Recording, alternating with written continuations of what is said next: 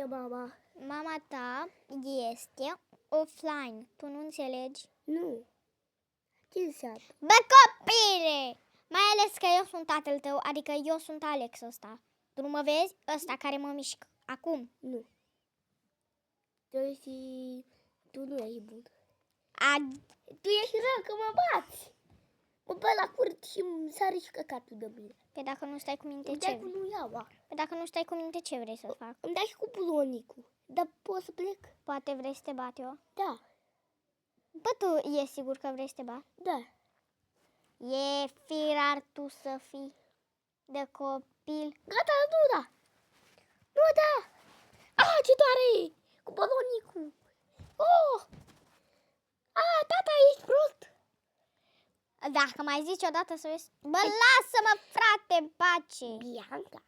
Urâta. Hei, ți-a venit colega de la școală? Ia! Nu mai da cu bulonicul, că mă doare. Și ce-mi pasă mie? Dacă tu nu asculți, tu ce vrei să-ți fac? Ia-te, bă! Te-ai născut cu măta proastă. Poate tu cu măta proastă. Tu, ăla care ce e? Bă, prostule! Ăla care ce? Am zis să taci. Nu. Taci, Ce înseamnă? Treaba ta, bă! Vrei să te înjur? Da. Firai tu să fii de copil nenorocit. Bă, tu vrei să scot ăsta la tine? Nu, bulonicul nu. Mai ales... Nu iau, Mai ales ăsta? Nu, deocamdată. Ok. Gata! Ce doare, tati! Te-am născut proastă ca măta. Bă, taci, bă, în gură că-ți dau cu ăsta. Cum să spun? Cu bulonicul șmechere. Bine, mă. Ia uite ce-ți fac la cap. Ce bine îți fac. Ce doare, prost mai tănă. Îți dau și cu ăsta în cap. Ce? Cu chitara. Gata? Ce doare. Acum cu polonicul. Nu, bulonicul. Gata! Ho, ho, ho! Olo, olo, olo! Ha, ha, ha, ha, ha! Vrei să dăm? La ce? Muie?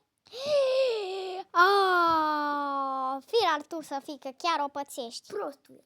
Prost să o Hai, faci te-ai pe născut măta. Prost să o faci pe măta, ăla care zice la el. Păi te-ai născut și ca mami proastă. Poate te zic lui măta acum. Ia zi, bă. Îți dau cu polonicul. Da. Bă, Cred că mi-am terminat treaba. E timpul să plecăm acasă. Pa, pa.